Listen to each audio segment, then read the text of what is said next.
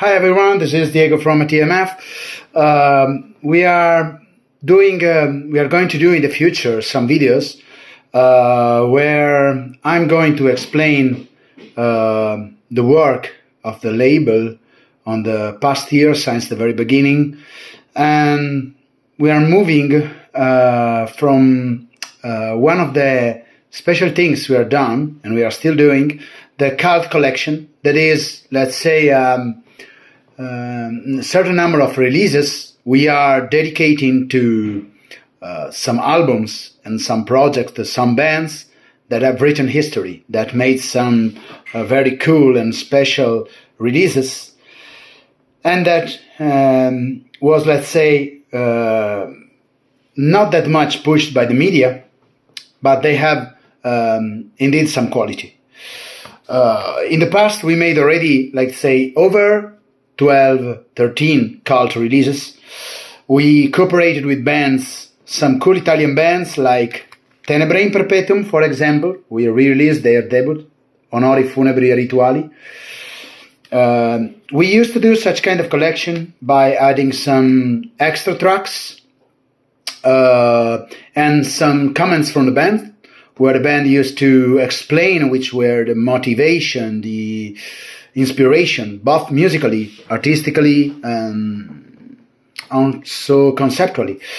So the meaning of such re-edition are not merely a way to let this product back into the market, but having something cool, something interesting, and something extra for the fans, and for people who are interested and very curious in checking the history of this musical genre, going into details, into the underground, not just staying on the, let's say, on the overexposed stuff we have today. That's the idea. Mastermind of Beatrik also released, Mastermind of Tenebrae in Perpetuum, also took part to, was the mastermind on another project called Beatrik. Journey Through the End of Life is a superb album. You see, we start with a digibook edition. At the time where we start such practice, it was not that not that common, let's say. So it has been a very cool way of promoting stuff and taking stuff back from the dust and taking it back to the attention of the media and the fan base that is always, let's say, very intelligent and curious in checking some stuff that is not overexposed. We made also some LP edition. We will make some video where we will talk about those edition. One of them, the latest three releases is Forgotten Woods, The Curse of Mankind. The Curse of Mankind is something really out of any standard, let's say. At the time when it was released, no band was doing such kind of black metal. Today we know the term depressive black metal or post-black metal.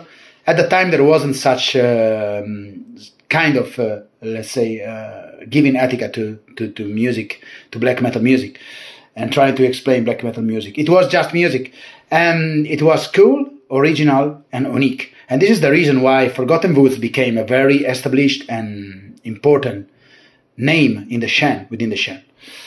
We released on LP their debut album, their first EP, and this double LP that is named The Curse of Mankind. A band that has really written history, and we will go into details and explain their history. Everybody knows that. Yeah, that's really the album that most probably sold more copies for the band, and in cooperation with the band, going against some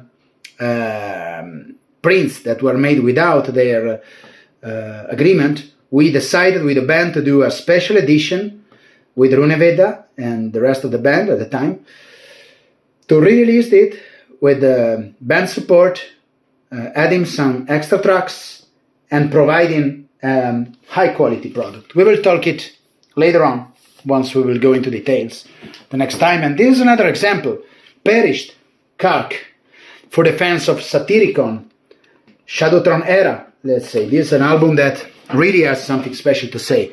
We are talking about Viking, black metal, northern black metal by a Norwegian band who has really made something really cool at the time, but there was so much good stuff at the time that it was like a bit oversighted by the people. So that's the idea, more or less. Stay with us, and I will explain you what's behind the cult edition we made. Extra stuff, very high quality production and high quality products, and also stuff where the artists explain what's behind it, what's the true scope, their target at the time. Stay with us.